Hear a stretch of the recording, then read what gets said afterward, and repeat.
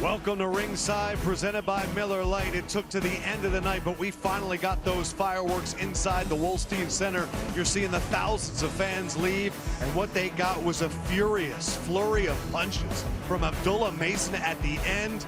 A quick knockout call, but the youngest world champion in boxing continues his reign. He continues to hold that title, holding off a heck of a performance from Albert the Prince Bell, and our reactions tell the tale.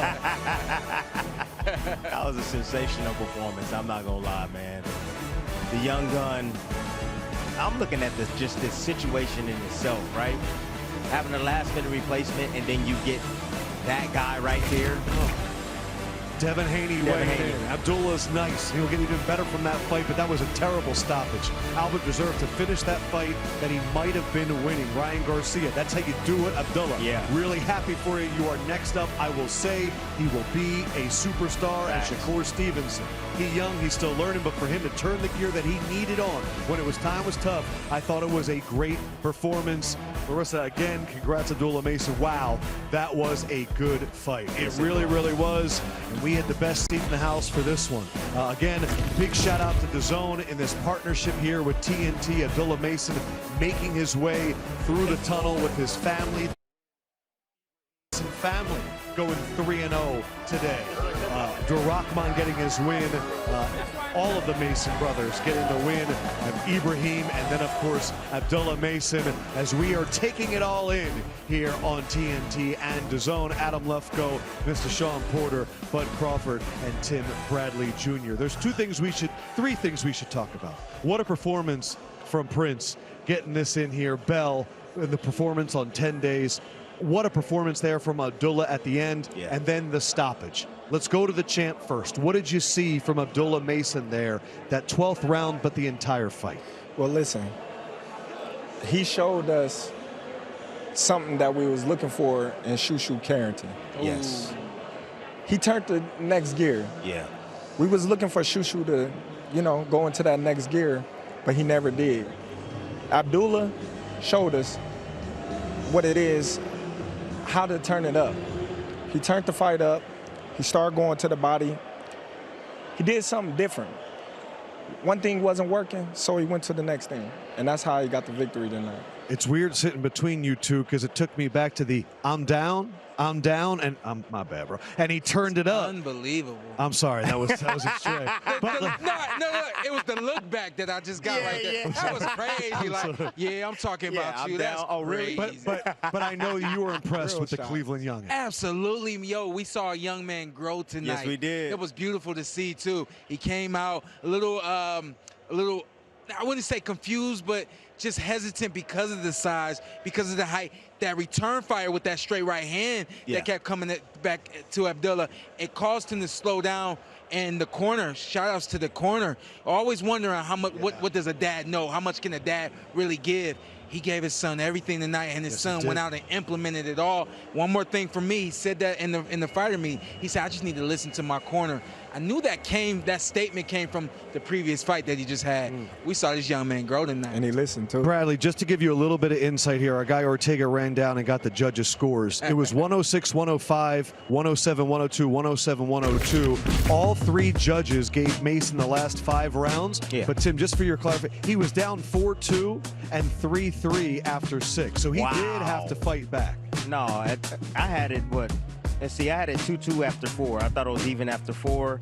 Then I gave the 5th, I would say, to Bell, the 6th to Bell, and then it was all downhill. So you had the same as the other judges, 4-2 Bell. It was all downhill from there. What'd you learn tonight? So that he can make adjustments, that grit and that determination at the highest level, and that stamina, right? And you put it on top of the skill and the punching power, and still have the, the mindset to be able to want to get that knockout. It's next level, man. This young man's going to be a superstar in the game, man, for real. Speaking of next level, you know what happens at TNT? We do things that we're not seeing in boxing programs anywhere, and that is we have the champion, the 12th round knockout, the main man, Abdullah Mason, coming to set right now, looking all good in the all-white.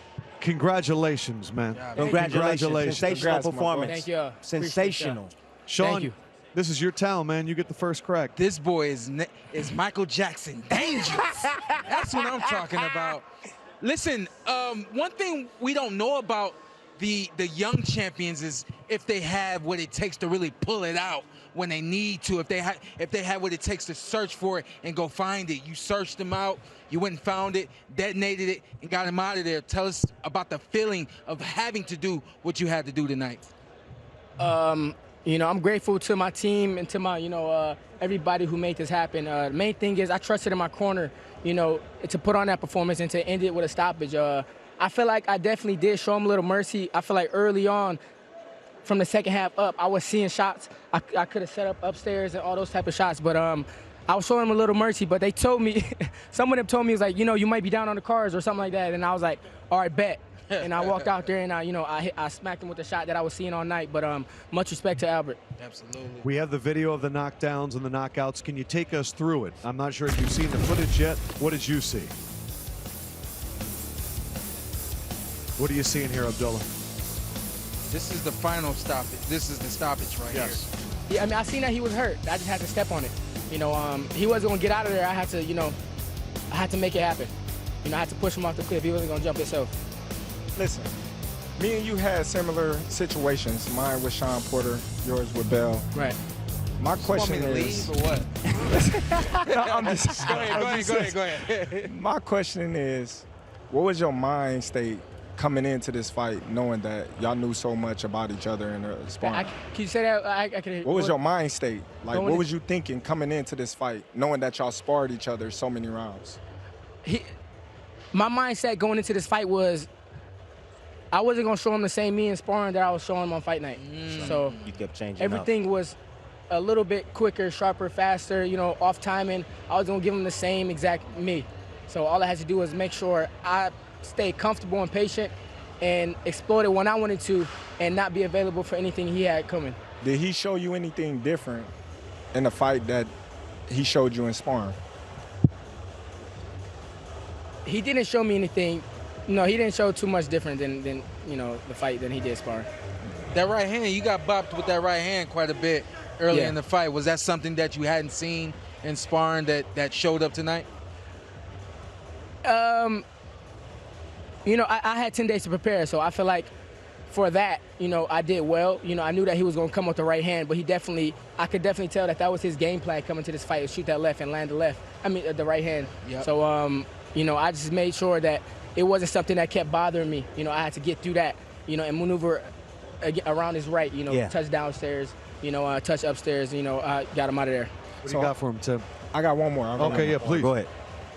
How was it fighting in your hometown? Did that have something to do with you starting late, being that the crowd was wanting so much out of you so soon? No, you said did it have something to do with me starting late? Yeah. No, it didn't have anything with me doing starting late.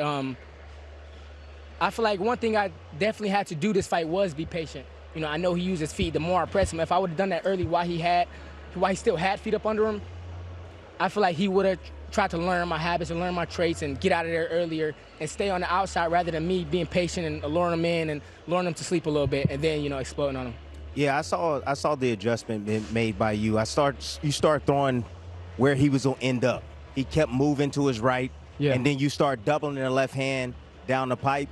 So my question to you is did your corner tell you to do that, or did you just make that adjustment yourself? I made that adjustment with the help of my corner. They were telling me to set up the shots. Quick, don't throw one, don't load up on those shots. So I had to make sure I broke him down first, and just implemented whatever I seen inside of that. Yeah, I think the body work was the key in this fight, and I saw you come out early with the straight shots downstairs, and you started to dictate the pace. But then there were little spots where I saw you bag off. You didn't go to him. Why did you do that?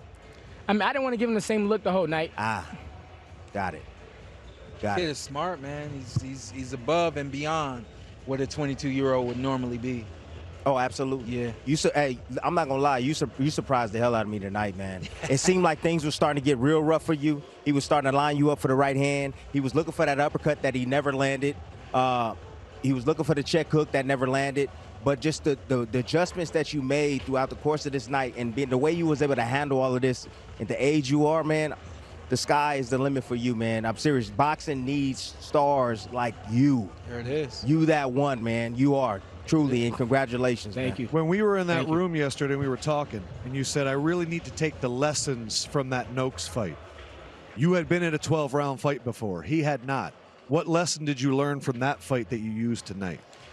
Like my brothers told me, it's a marathon, not a sprint. Yeah. So 12 rounds is not an 8-round, 6-round fight. You know, this is championship fight, and you get, you know, not that much time. You can't waste any time, but you get all night to set up whatever you want to set up. As long as you ahead, you got to make sure that you on them, your eyes open, you staying, you know, on your game plan. Mason brothers went 3-0 tonight. Yes, sir. Come on, y'all. Ibrahim, Abdulrahman. Come on out there, man. We got an appetite for smoke, too. Seriously. Everybody's invited to the cookout over here. A phenomenal performance. Congratulations to all of you. Man, it's been a really fun night here, Yes, it has. TNT and DAZN. We are going to have another segment to go, but congratulations to the Mason family. 3-0. The social reaction continues to pour in. Love having boxing back on network television. Let's keep this DAZN TNT partnership going. Everybody was loving your fight tonight, man. We're talking Shakur Stevenson. And how about the flip, Abdullah? We didn't know you had that in you either. I ain't never seen that before. Even after going 12 Yeah, rounds. 12 rounds and pops a backflip. Congratulations, guys. Thank you. What y'all want to say? Thank you, Cleveland, for coming out.